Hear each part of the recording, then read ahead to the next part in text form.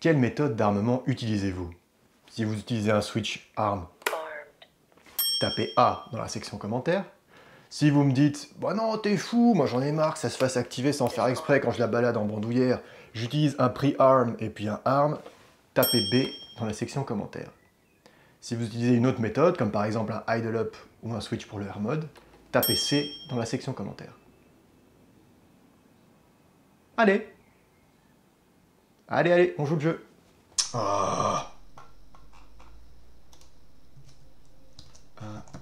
voilà, t'es un bouffon. Habituellement, j'utilisais la technique du switch ARM, c'est-à-dire j'active mon switch, les moteurs se mettent à tourner. On est tous conscients que dans Betaflight, il y a une fonction de sécurité qui est l'angle maximum d'armement, c'est-à-dire que si votre quad au moment d'armer dépasse par exemple 25 degrés, vous avez la petite chanson du va te faire foutre. On sait également que si votre throttle n'est pas à 0, vous avez la petite chanson du va te faire foutre. Une fois que vous avez réglé l'angle sur 180 degrés, peu importe l'angle de votre quad, vous pourrez l'armer. Mais le petit point fâcheux dont je n'étais pas au courant, c'est que si votre quad bouge,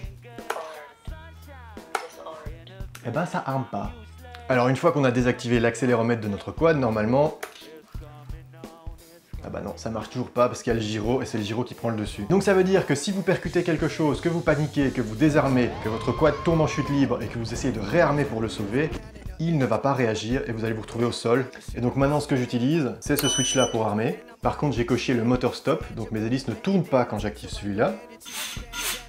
Et ensuite j'ai ce switch là qui est attribué à l'air mode dans sa position du milieu. C'est-à-dire que si je panique et que je le pousse, l'air mode se désactive, mes hélices se coupent.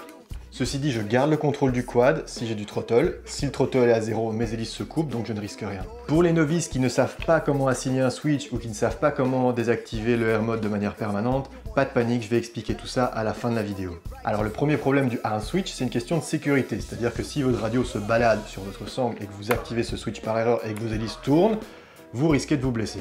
Certains vont pallier à ce problème en mettant un pré-ARM suivi d'un ARM. Le problème, c'est que si jamais vous faites un fail-safe, pour récupérer le signal, vous devez désarmer et réarmer. Et en pleine chute libre, si vous devez désarmer, pré-armer, réarmer, votre quad est au sol. Fail-safe. Come on, turn back on! Alors quel est l'avantage d'avoir Air Mode sur un switch?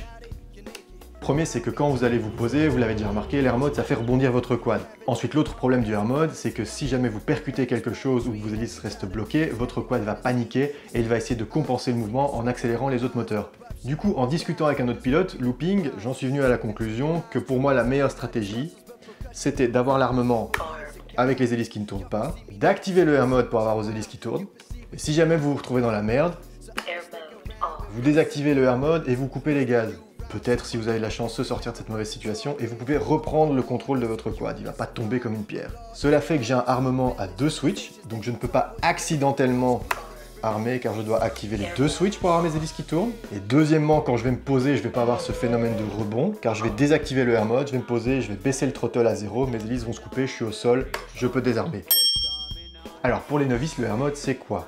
Le air mode c'est un idle up, donc c'est un minimum de throttle automatique pour pouvoir garder le contrôle de votre quad quand votre throttle est à 0. Avant que le air mode existe, quand on coupait les gaz, on perdait complètement le contrôle de sa machine. Donc moi le premier flip que j'ai jamais fait dans ma vie, ça ressemblait à ça. Pour pallier à ça, soit vous ne redescendiez pas votre throttle à 0, mais vous gardiez genre 10% de gaz, vous faisiez votre flip et vous remettiez les gaz, soit vous deviez créer un idle up dans votre radio, c'est-à-dire lui dire que quand votre stick est au minimum, vous donnez quand même un peu de rotation à vos hélices. Idle, c'est le niveau de repos, idle up, vous montez le niveau de repos. Air mode, c'est un idle up automatique, c'est-à-dire qu'il va adapter lui-même la vitesse de rotation de vos moteurs pour que vous gardiez le contrôle de votre quad. C'est aussi la raison pour laquelle vos moteurs s'emballent sans hélice.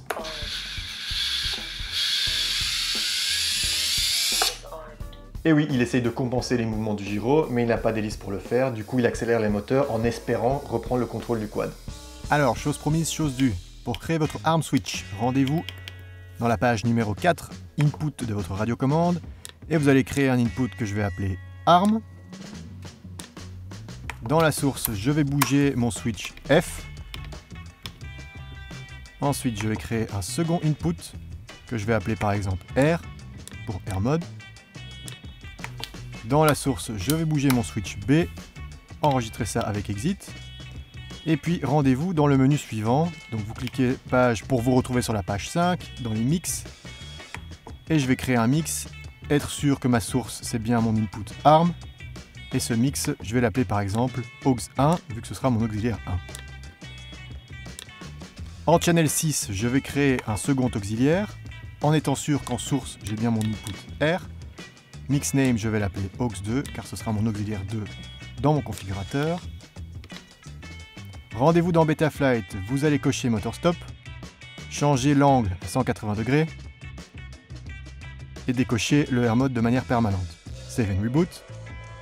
Dans l'onglet mode pour ARM, vous allez sélectionner auxiliaire 1 et sélectionner une valeur entre 1600 et 2100. Pour le R mode, je vais sélectionner mon auxiliaire 2 et si vous voulez la position centrale pour que le R mode soit on, vous allez mettre une valeur entre 1400 et 1600. En bonus, si vous voulez une alerte sonore, vous avez besoin du Sound Pack, j'ai une vidéo là-dessus, le lien sera dans la description. Vous allez dans le menu 9, Special Function, vous allez créer une Special Function et activer votre switch B. Ensuite, vous allez sélectionner Play Track et vous allez aller chercher votre track R Mode. Ensuite, je vais créer une seconde Special Function, toujours avec mon switch B sur la position du milieu. Je vais lui attribuer Play Track et je vais aller chercher le son On. Ainsi, quand je mettrai mon switch en position du milieu, il va me jouer R Mode On. Il ne vous reste plus qu'à répéter l'opération pour le R Mode Off. J'espère que cette vidéo vous aura plu. N'hésitez pas à vous abonner à la chaîne si vous voulez me soutenir. Checkez les autres vidéos. Et puis moi je vous dis bon vol et à la prochaine.